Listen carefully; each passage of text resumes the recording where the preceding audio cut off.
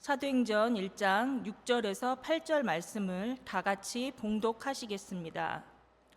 그들이 모였을 때에 예수께 여쭈어 이르되 주께서 이스라엘 나라를 회복하심이 이때이니까 하니 이르시되 때와 시기는 아버지께서 자기의 권한에 두셨으니 너희가 알 바 아니오. 오직 성령이 너희에게 임하시면 너희가 권능을 받고 예루살렘과 온 유대와 사마리아와 땅 끝까지 이르러 내 증인이 되리라 하시니라. 아멘. 오늘이 무슨 날인 줄 아세요? 오늘은 성령 강림 주일입니다. 그래서 오늘 예루살렘 찬양대에서 성령에 관한 찬양을 한 것으로 알고 있습니다. 말씀의 제목을 함께 다 따라해 주시길 바랍니다. 복음의 열정과 담대함. 복음의 열정과 담대함. 저도 오늘 성령 충만에 대한 설교를 하려고 합니다. 1907년 1월 평양 장대현 교회에서 열흘 동안 집회가 열렸어요. 때마침 평양 시내 영문 부근에 방은덕이라고 하는 당시에 순포라고 하는데 순경이에요. 순경. 방은덕 순포가 거주하고 있었는데 장대현 교회에 사람들이 모여서 온갖 죄를 자백한다라는 말을 듣고 그곳에 가면은 범죄자도 많이 잡고 실적도 올릴 수 있겠다는 생각에 암행순찰하는 방식으로 집회에 참석을 한 거예요. 당시 장로였던 길선주, 나중에 목사님이 되셨는데 길선주 목사님이 설교했는데 이날 설교에서 길선주 목사는 물질을 도둑질하는 사람은 잡을 수 있지만 마음으로 도둑질하는 사람은 잡을 수가 없다. 죄 있는 마음은 지옥이요 죄를 회개한 마음은 천당이다 라는 말씀을 선포했습니다. 순경인 방은덕은 그 말을 듣고 저절로 아이고 소리를 내면서 마음이 찔리고 죄책감이 들고 설교가 끝나려는 찰나에 일어나서 이렇게 얘기했어요. 선생님, 이 죄인도 용서받을 수 있습니까? 저는 천당에 와서 죄인을 잡으려고 했던 방은덕 순경입니다. 죄인입니다. 어찌하면 좋겠습니까? 라고 대성통곡하였고 그날로 방은덕 씨는 순포직을 그만두고 고향인 평안북도 맹산군으로 기항하여서 그곳에서 맹산교회를 설립했다라고 합니다. 당시 이 회개를 목격한 선교사님은 마치 감옥의 지붕을 여는 것과 같았다라고 얘기했어요. 살인, 강간 등 상상할 수 없는 엄청난 죄가 고백되었다라고 얘기했습니다. 여기서 끝이 아니라 남에게 손해 또는 손상을 입힌 사람은 집을 찾아다니면서 사과했고요, 타인의 재물을 절도한 사람은 직접 가서 갚는 일도 있었습니다. 이 일로 평양 시내가 발칵 뒤집혀 버렸어요. 목사들은 각 지역의 교회에게 이 열기를 전했습니다. 어떤 분들은 이 사건을 평양의 오순절 사건이라고 부르기도 합니다. 사도행전에서 일어났던 오순절 사건과 흡사한 점들이 너무 많기 때문입니다. 많은 사람들이 회개하고 돌아오는 일이 있었고 죄를 회개하면서 가슴을 치고 아파하는 모습도 있었습니다. 이 사건은 한국교회의 부흥의 시작이 되었다는 점에서 한국의 오순절 사건이라고 부르는 것은 합당하다라고 저는 생각합니다. 하지만 최근에는 오순절 사건이라고 말을 할 때 성령 충만한 어떤 사건이라고 얘기할 때 기적적인 은사들이나 표적을 강조하는 경우가 너무 많은 것 같습니다. 죄를 회개하고 통회하고 자복하는 것보다도 은사받고 능력받고 기적을 해가는 어떤 가시적인 현상에만 치중하는 경향이 많은 것 같단 말입니다.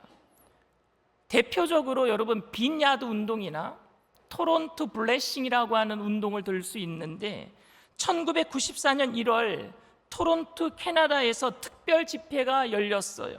처음에는 4일 동안 예정된 집회였지만 그곳에서 일어난 특별한 현상 때문에 그 집회는 4일로 끝나지 않고 그 후로도 월요일을 제외한 매일 저녁 집회를 열렸는데 12년 반 동안 열렸어요. 그 집회가 매일마다 월요일만 빼고.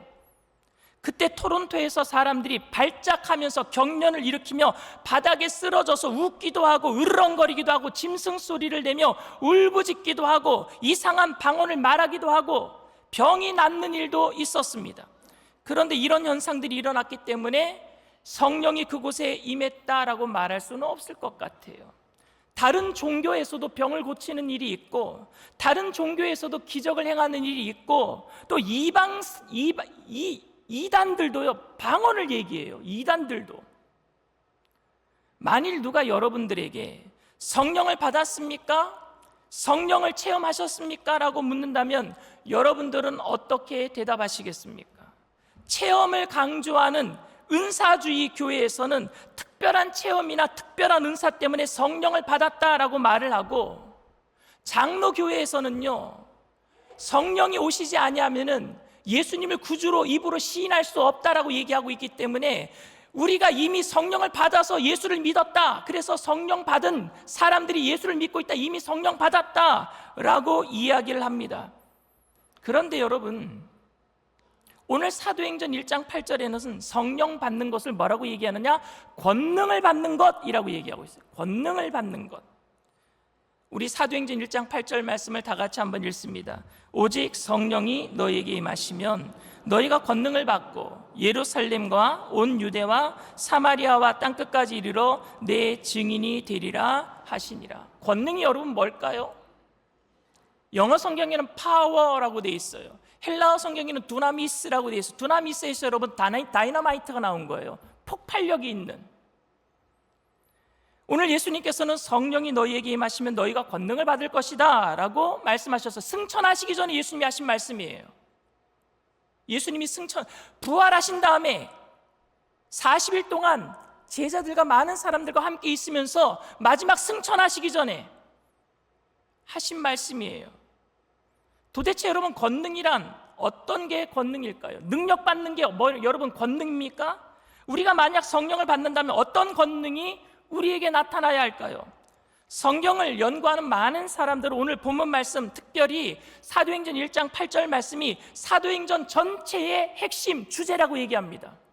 사도행전 1장 8절 말씀이 사도행전의 주제예요. 핵심이에요. 왜냐하면 이 사도행전이라는 책은 결국 예수님의 제자들, 사도들이 어떻게 성령을 받고 어떻게 예루살렘에서 시작해서 온 유대와 사마리아와 땅끝까지 이르러 복음의 증인이 되는가를 설명하는 책이기 때문에 그렇습니다. 예수님의 제자들은 주님께서 부탁하신 대로 예루살렘을 떠나지 않고 마가의 다락방에 모여서 예수님이 승천하시면서 너희가 몇 날이 못 되어서 성령으로 침례를 받을 것이니 떠나지 말고 기도하고 있어라. 그래서 10일간 기도했어요. 마가의 다락방에서. 근데 그들이 기도 중에 성령이 임한 겁니다. 누가는 이때 상황을, 사도행전을 기록한 누가가 이때 상황을 이렇게 기록하고 있습니다. 사도행전 2장 2절 3절 말씀입니다. 호련히 하늘로부터 급하고 강한 바람 같은 소리가 있어 그들이 앉은 온 집에 가득하며 마치 불의 혀처럼 갈라지는 것들이 그들에게 보여 각 사람 위에 하나씩 임하여 있더니. 여러분, 사도행전 2장이 처음 성령이 임한 사건이에요? 처음 성령이 이 땅에 임한 사건이 사도행전 2장입니까? 아니요. 예수님이 공생애를 시작하기 전에 침례 요한에게 요단강에서 침례 받을 때도 성령이 임했어요. 하늘에서 비둘기 같은 성령이 임했어요. 그리고 예수님이 40일 동안 광야에 나가서 시험 받을 때도 누가 같이 계셨어요? 성령이 함께 하셨단 말입니다. 그리고 예수님이 부활하신 다음에 제자들을 만나서 뭐라고 말씀하셨어요? 숨을 내쉬면서 성령을 받아라. 그렇다면 여러분, 사도행전에 나오는 성령의 임재는 처음 임한 사건은 아니에요. 특별한 성령의 사역을 강조하는 이야기란 말입니다. 처음 임한 존재론적인 성령이 처음 임했다라는 것을 이야기해 주려고 사도행전 2장의 성령 사건을 얘기하는 게 아니었습니다. 다시 말하면 성령의 임함으로 성령의 시대, 곧 교회의 시대, 사도적 교회가 시작해서 확장되는 것을 의미하는 줄 믿습니다. 이제 성령으로 인해서 교회가 확장되는 것을 의미하는 거예요. 그런데 여러분 좀 이상하지 않습니까? 예수님께서 십자가에 못 박히실 때만 해도 예수님을 모른다라고 부인하고 도망갔고, 혹시 예수님 때문에 애매한 희생을 당하지 않을까 두려워서 문을 걸어 잠가놓고 전전긍긍하던 이 제자들이 어떻게 이렇게 담대하게 죽음도 두려워하지 않고 복음을 전할 수 있게 된 것입니까? 예수님만 죽으면 나머지 제자들은 전부 다 오합지졸 같은 사람들이라서 하루아침에 다 흩어질 것이라고 생각했는데, 그렇게 나약했던 제자들이 어떻게 하루아침에 이렇게 담대한 사람으로 변화받을 수 있었단 말입니까?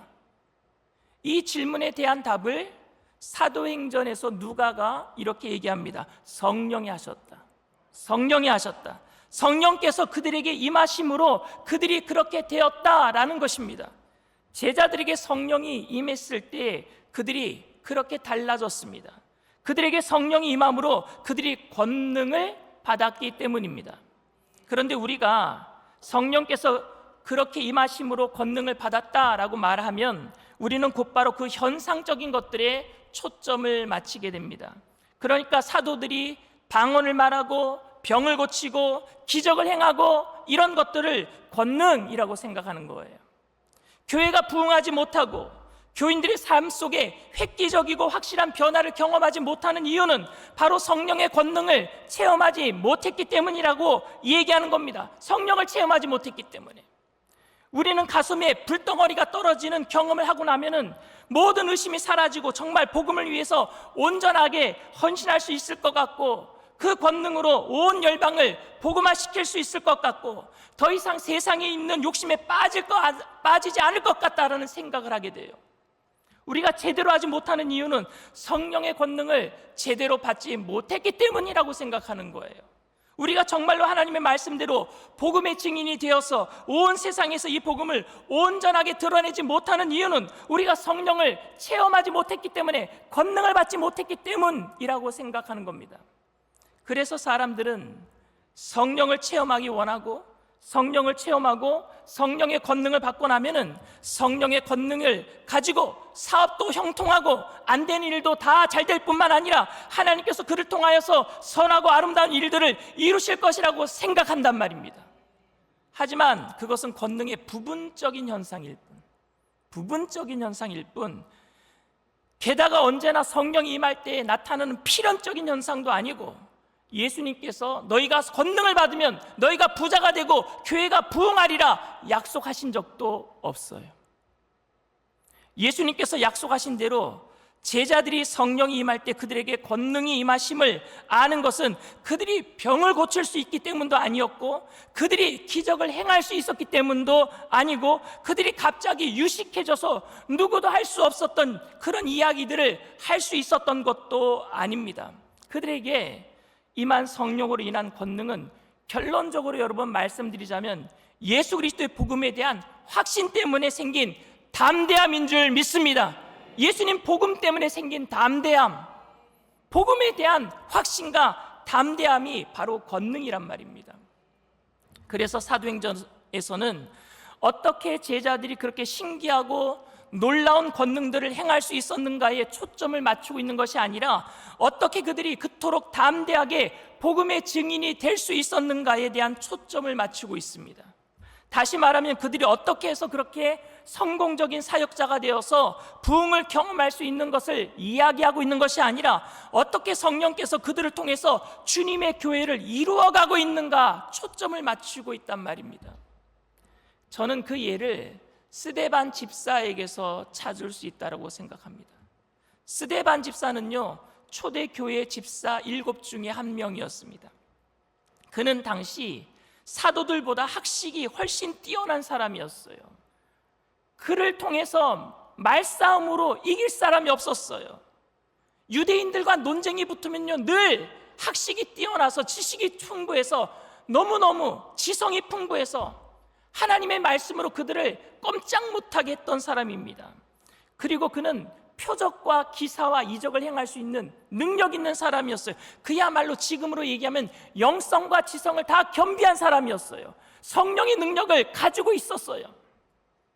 그런데 여러분, 베드로는 당시에 베드로는 어부 출신이에요. 지성이 많지 않은 사람이에요.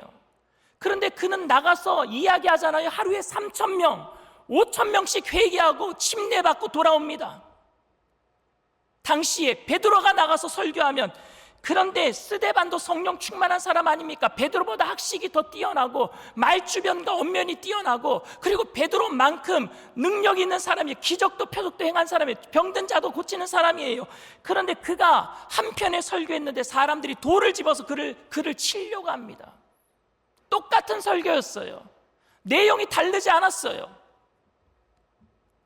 성령의 권능이 스데반에게는 임하지 않은 겁니까? 스데반을 왜 사람들이 미워하는 겁니까? 사람들이 완악해서요? 스데반은 베드로만큼 능력을 받지 못한 사람이기 때문에, 그래서 그가 죽임을 당한 겁니까? 돌 맞아서? 한편 설교하고? 베드로는 하루에 3,000명, 5,000명씩 변화시켰는데, 베드로와 스데반을 놓고 베드로는 성공적인 사역을 한 사람이고 스데반은 실패한 사람이라고 말해도 되겠습니까, 여러분? 스데반의 설교 때문에 예루살렘에 있던 교회가 엄청난 핍박을 받게 되었습니다. 불방망이가 예루살렘 교회를 때리게 된 거예요. 굉장한 박해를 당하기 시작했습니다. 그래서 예루살렘에 있던 많은 사람들이 이 핍박을 피하기 위해서 다 도망가 버렸어요. 그런데 사도행전 8장 1절에 이 사건에 대해서 이렇게 얘기합니다. 사도행전 8장 1절 말씀입니다. 사울은 그가 죽임당함을 마땅히 여기더라. 그날에 예루살렘에 있는 교회에 큰 박해가 있어 사도 외에는 다 유대와 사마리아 모든 땅으로 흩어지니라. 사울이 누구예요? 여기서 바울이에요. 바울로 변화되기 전에 스데반을 죽여라, 돌을 던져라, 증인을 역할했던 젊은 청년 바울이란 말입니다. 그가 죽는 게 당연하다고 여긴 거예요. 스데반이 죽는 게 당연하다고 여긴 거예요. 그런데 사도행전 8장 1절 말씀이 어떤 말씀이 이루어진 것 같아요? 사도행전 1장 8절 거꾸로 해보세요. 8장 1절, 1장 8절. 사도행전 1장 8절 다시 한번 읽습니다. 성령이 너희에게 임하시면 너희가 권능을 받고 예루살렘과 온 유대와 사마리아와 땅끝까지 이르러 내 증인이 되리라. 이 말씀이 어디에서 이루어졌어요? 스데반의 죽음을 통해서. 예루살렘 교회에 불방망이가 떨어졌을 때 그들이 다 피하여서 어디로 갔어요? 예루살렘과 온 유대와 사마리아와 땅끝까지 복음이 펼쳐지게 된 줄 믿습니다. 그동안 예루살렘에만 복음을 전했던 그리스도인들이 유대 땅과 사마리아에 처음으로 복음을 전한 일이 무엇을 통해서 생겼어요? 스데반의 죽음을 통해서. 비록 유대인들의 핍박으로 교회가 어려워서 해산하고 뿔뿔이 흩어진 것 같았지만 누가는 오히려 기록하기를 성령께서 그들을 권능으로 붙드시고 그들로 하여금 온 유대 땅에서 사마리아에서 소아시아에서 마게도냐에서 복음의 증인이 되게 하셨다라고 기록하고 있습니다. 사도행전 8장 이후로는 더 이상 예루살렘은 교회의 주 무대, 사도행전의 주 무대가 아닙니다. 사도행전 8장 이후로는요, 소아시아 그리고 또한 마게도니아, 로마가 복음의 주 무대가 된 줄 믿습니다. 퍼져나간 거예요. 예수님이 말씀하신 사도행전 1장 8절 말씀이 스데반의 순교를 통해서 8장 1절부터 이루어지고 있는 거예요. 권능의 결과는 기사와 이적이 아닙니다. 권능의 결과는 한 사람이 유능한 사역자가 되어서 온갖 기적을 행하며 부흥을 경험하는 것도 아닙니다. 권능의 결과는 그들로 하여금 복음의 증인으로 순종해서 하나님의 뜻을 이루도록 하는 것인 줄 믿습니다. 기적은 그 성령의 뜻을 이루기 위한 수단일 뿐이에요. 따라서 권능이란 담대하게 그리스도의 부활을 증거하고 예수 그리스도의 주되심을 고백하고 선언할 수 있는 힘이고 하나님 나라 일에 동참하여서 하나님의 계획을 이루어 나가는 일인 줄 믿습니다. 이것이 바로 권능입니다. 그들은 핍박을 받고 조롱을 당하고 옥에 갇히기도 하고 죽임을 당하기도 했습니다. 그런데 성경은 그것을 가리켜서 뭐라고 얘기했느냐? 권능이라고 얘기하고 있어요. 담대함이었어요. 복음에 대한 담대한 말입니다. 그래서 베드로와 스데반의 공통점이 무엇인 줄 아십니까? 그것은 베드로와 스데반의 공통점은 바로 복음에 대한 열정과 담대함이었어요. 전하지 않으면 못 견디는 열정, 그리고 목에 칼이 들어와도 전할 수밖에 없는 담대한 말입니다. 그들이 가지고 있었던 공통점은 결과적인 성공이 아니었습니다. 그들이 가지고 있던 공통점은 전할 수밖에 없었던 복음에 대한 열정과 죽음 앞에서도 두려워하지 않는 담대함인 줄 믿습니다. 성령의 권능에 대해서 또다시 하나 생각해 볼 수 있는 것은, 성령의 권능을 받은 사람은 모든 사람들의 영혼을 다 변화시킬 수 있는 것은 아닐 것 같아요. 왜? 스데반은 한 사람도 변화시키지 못했어요. 만일 권능이 임했다고 한다면 모든 사람을 변화해야 되는데, 베드로는 변화시켰지만 스데반은 변화시키지 못했단 말입니다. 여러분, 우리는 전할 수밖에 없지만 변화시키는 분은 하나님이신 줄 믿습니다. 그건 하나님께 맡겨드리세요. 내가 변화시킬 수 있는 권능이 없단 말입니다. 그것은 하나님께 있어요. 영혼을 살리는 것은 철저하게 하나님에 속한 일인 줄 믿습니다. 그러니까 우리는 때를 얻든지 못 얻든지 그저 전하는 것밖에 없어요. 변화받지 않더라도 전하세요. 그게 복음에 대한 열정과 담대함입니다. 성령의 권능의 결과는 기적이나 현상도 아니고 영혼 구원의 능력도 아니고 삶에서의 형통함도 아닙니다. 그것은 영혼에 대한 간절함, 열정, 복음 전파에 대한 담대함, 하나님이 내 삶의 주인 되시기 때문에 어찌하듯이 간에 내 삶을 인도하신다는 그 사실에 대한 순종인 줄 믿습니다. 복음 전했는데 실패해요. 개척했는데 5년 동안 10명도 안 왔어요. 그래도 전할 수 있는 게 담대함이고, 그리고 그것이 권능인 줄 믿습니다. 실패에도 불구하고 순종하는 것, 그게 권능이에요. 교회가 부흥하면 권능이고, 교세가 약하면 성령 받지 못한 것이 아닙니다. 전도의 열매가 없으면 권능, 전도의 열매가 많으면 권능이고, 전도의 열매가 없으면 무능한 것이 아닙니다. 목회를 시작하고 개척을 한 지 5년 만에 5,000명이 되면은 권능을 받은 것이고, 5년이 지나도 교인이 10명도 되지 않더라도, 10명이 되지 않아도 그것은 권능 받지 못한 것이다, 그렇게 말해서도 안 되는 것입니다. 한 사람이 변화되고 그리고 부흥의 역사가 일어나는 것은 성령의 능력에 속한 일이 아니라 하나님의 계획에 속한 일인 줄 믿습니다. 하나님께서 계획하시면 되는 일이고, 하나님께서 계획하지 아니하시면 안 되는 일입니다. 권능이란 복음에 대한 진실한 고백이고, 그리고 그 복음을 위해서 살고 싶다라는 담대함인 줄 믿습니다. 그것이 바로 성령이 우리에게 임하실 때 나타나는 권능입니다. 저는 사실 사람들이 선교라는 것에 관심을 가질 수 있다는 것 자체가 이미 기적이라고 생각합니다. 그 선교 현장에서 얼마나 많은 결실을 맺느냐 하는 것이 중요한 것이 아니라, 전하지 않을 수 없어서 그 선교 현장에 단기 선교로 찾아가고 그들과 함께 나눌 수 있는 것, 그것이 저는 권능이라고 생각합니다. 성령으로 나타나는 권능은 예루살렘과 온 유대와 그리고 사마리아와 땅끝까지 이르러 증인이 되는 것, 다시 말하면 생활과 여건의 어려움 속에서도 영혼에 대한 하나님의 나라에 대한 열망과 갈망, 복음에 대한 열정과 담대함인 줄 믿습니다. 여러분, 그러니까 권능은 결과가 아니라 동기예요. 갈 수밖에 없는 동기, 말할 수밖에 없는 동기, 그 열정, 동기란 말입니다. 결과가 아니에요. 권능은 무엇을 하는가의 문제가 아니라 어떤 사람이 되는가의 문제예요. 내가 열정의 사람이 되는가, 담대한 사람이 되는가의 문제란 말입니다. 우리가 예수 그리스도를 믿고 복음의 증인으로서 사명을 느낀다면 그것이 바로 성령의 권능으로 주어진 것인 줄 믿습니다. 성령의 권능은 특별한 체험을 하는 것이 아니라 증인의 삶을 살아가는 것입니다. 우리가 그리스도의 복음의 증인으로 살겠다라는 마음의 열정과 복음의 증인으로 살아야 되겠다라는 그 거룩한 부담감을 느끼기 시작한다면, 저는 그것이 이미 성령이 임한 그건 증거라고 생각합니다. 여러분들에게 그 열정이 있습니까? 담대함이 있습니까?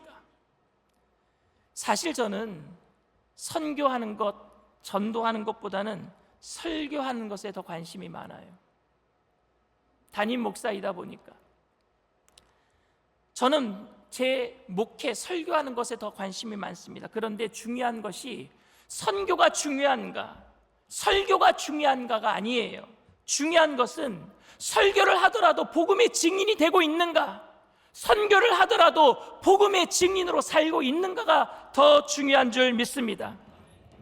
우리가 선교하는 이유는 단순히 그것이 최고의 지상 명령이기 때문도 아니고, 교회가 선교하면 부흥할 수 있다라는 비결 때문에 선교하는 것도 아닙니다. 그냥 막연히 주어진 교회의 의무 때문에 선교하는 것도 아닙니다. 복음의 증인으로 살고 싶기 때문에 선교하는 거예요. 복음의 증인으로 살고 싶기 때문에 저는 지금도 설교하고 있는 거예요. 무슨 일을 하든지, 작은 일을 하든 큰 일을 하든 선교든 일상의 삶을 살든 우리는 예수 그리스도가 우리의 주인이 되시며 우리는 그 안에서 자유와 생명을 얻었다라는 고백을 전하면서 살게 되기를 원합니다. 어디서든지 내가 전하지 않고는 살지 못하겠습니다라는 열정이 있게 되기를 바랍니다. 그것이 우리 안에서 일어나는 변화가 되어야 돼요. 그래서 기회만 주어진다면 잘하든 못하든 누군가에게 가서 전하고 싶고, 어떻게 해서든지 내가 왜 어떻게 그리스도인이 되었는지, 그리스도인이 되어서 내가 어떻게 변화되었는지, 그리고 나서 내게 어떤 일들이 일어났는지 나누려는 열망이 여러분들이 있게 되기를 바랍니다. 그게 권능이에요. 여러분들이 훌륭한 삶을 살아냈기 때문에 전하라는 게 아니에요. 실패해도 전하세요. 그것이 권능이에요. 성공한 것 자랑하는 게 간증이 아니라 실패해도 주님이 나를 통해서 예수님의 영광이 드러났다면 자랑하는 게, 그게 간증이고 그게 권능인 줄 믿습니다. 근데 우리는 간증을 들으면 늘 성공한 사람들만 들었어요. 그러다 보니까 실패한 사람들은 강단에도 못 올라와요. 저주받은 것 같아요. 하나님이 나와 함께 하지 않는 것 같아요. 아니요, 스데반이 여러분 가장 큰 상급을 받은 줄 믿습니다. 그게 권능이란 말입니다. 그래서 여러분, 실패에도 불구하고 성공에도 불구하고 자랑할 수 없고 낙심할 수 없이 우리는 날마다 주님의 말씀을 전할 수밖에 없는 선교사가 되어야 될 줄 믿습니다. 그래서 우리 교회는 선교할 수밖에 없는 교회가 되어야 합니다. 사랑하는 성도 여러분, 오늘은 성령 강림 주일이에요. 성령은 여러분 선교의 영이라 그래요. 선교의 영. 6월 달에는 또 선교대회가 있어서 다음 주부터 선교사님들이 들어오셔서 강단에서 설교를 하십니다. 성령이 오순절 마가다락방에 임한 이후에 교회가 세워지고, 교회는 선교함으로 온 예루살렘과 유대와 사마리아 땅끝까지 복음을 전파하게 되어서 오늘날 이 땅에도 140년, 150년 전에 하나님의 복음이 이 땅에 들어오게 된 줄 믿습니다. 놀라운 역사예요. 우리 교회가 선교의 효율성을 말하기 전에 복음의 능력을 말할 수 있게 되기를 바랍니다. 그 복음의 능력은 각자 여러분들에게 있는 거예요. 내가 오늘도 지금 복음에 대한 열정이 있는가? 전하지 않고는 못 견디는 열정이 있는가? 그리고 어떠한 상황 속에서도 전할 수 있는 담대함이 있는가? 그게 권능이에요. 이 권능으로 증인된 삶을 살게 되기를 바랍니다. 그 복음의 열정과 담대함으로 구원자 예수를 전하지 않고는 살지 못하는 저와 여러분들 다 되시기를 주님의 이름으로 축원을 드립니다. 이 시간 말씀을 생각하시면서 잠시 묵상으로 기도해 주시기를 바랍니다. 오늘 저희 교회에 처음 나오신 분이 계십니까? 오늘 여러분들이 복음을 듣고 이 땅에 이 자리에 처음 나오셨다면 누군가는 전하지 않으면 안 되는 상황에서 그 열정을 가지고 담대함으로 여러분들에게 전했기 때문에 오늘 이 자리에 나온 줄 믿습니다. 예수님께서 우리를 위해서 몸을 찢어주시고 피를 흘려주시고 모든 죄를 대속하시고 영원한 생명을 주셨어요. 여러분들을 피로, 그리스도의 피로 값주고 사신 놀라운 일입니다. 그것을 믿는 게 기적이에요. 예수님을 내 구주로 모셔드리는 게 기적이에요. 근데 그 기적은 믿음으로 출발합니다. 세상 사람들은 따지고 믿으려고 하지만 예수 믿는 것은 따지고 믿는 게 아니라 믿어지는 거예요. 왜? 예수님 사랑 때문에, 그 사랑 때문에 믿어지는 거예요. 내가 오늘 예수 그리스도를 믿고 나도 이제 그 복음의 열정과 담대함으로 내 안에 변화가 일어나고 그 열정과 담대함으로 믿지 않은 사람들, 가족을 위해서, 이 나라를 위해서 나도 그렇게 사랑하며 살겠습니다 하시는 분들은 믿음을 가지고 그 자리에서 일어나 주시길 바랍니다. 인터넷상에서, TV상에서 예배드리는 그 자리에서도 처음 예배드리는 분이 계시다면 믿음을 가지고 일어나 주시길 바랍니다. 믿음으로 일어나신 분들은 제가 하는 기도를 따라해 주시길 바랍니다. 하나님 아버지, 저는 죄인입니다. 어디에서 와서 왜 살며 어디로 가는지 알지 못하고 방황하며 살았습니다. 저의 죄를 위하여 십자가에서 죽으시고 부활하신 예수님을 제 구주로 모셔드립니다. 저는 하나님의 자녀가 되었습니다. 지금부터 영원토록 주님과 함께 살겠습니다. 예수님의 이름으로 기도드립니다. 아멘. 할렐루야. 여러분들을 진심으로 축복하고 환영합니다. 예배가 마친 이후에 꼭 새가족 환영회에 참석해 주시길 바랍니다. 우리 사명 찬양합니다.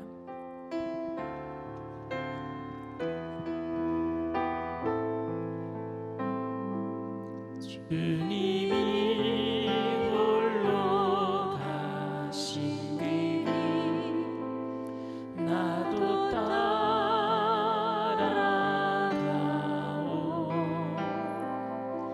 모든 물과 피를 흘리신 그 길을 나도 가오. 험한 산도 나는 괜찮소. 바다 끝이라도 나는 괜찮소. 죽어가는 저들을 위해 나를 버리길 바라오. 아버지 나를 보내주오. 나는 달려가겠소.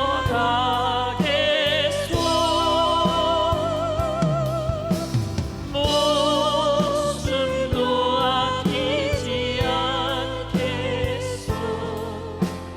나를 보내주오. 험한 산도 나는 괜찮소. 험한 산도 나는 괜찮소. 바다 끝이라도 나는 괜찮소. 죽어가는 저들 위해 나를 버리길 바라. 아버지 나를 보내주오. 나는 달려가겠소.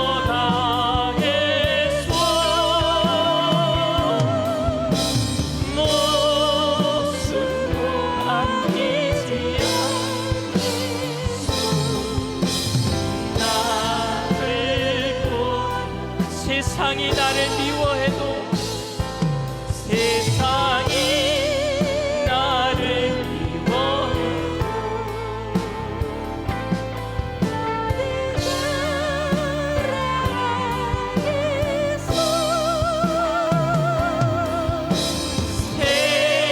세상을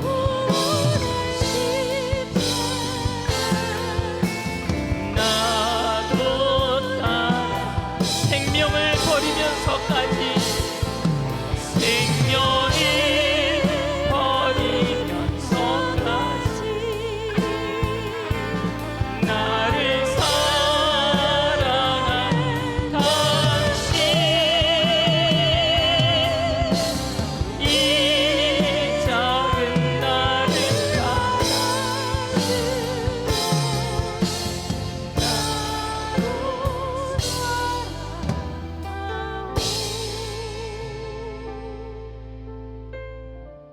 성령의 권능을 받게 되기를 원합니다.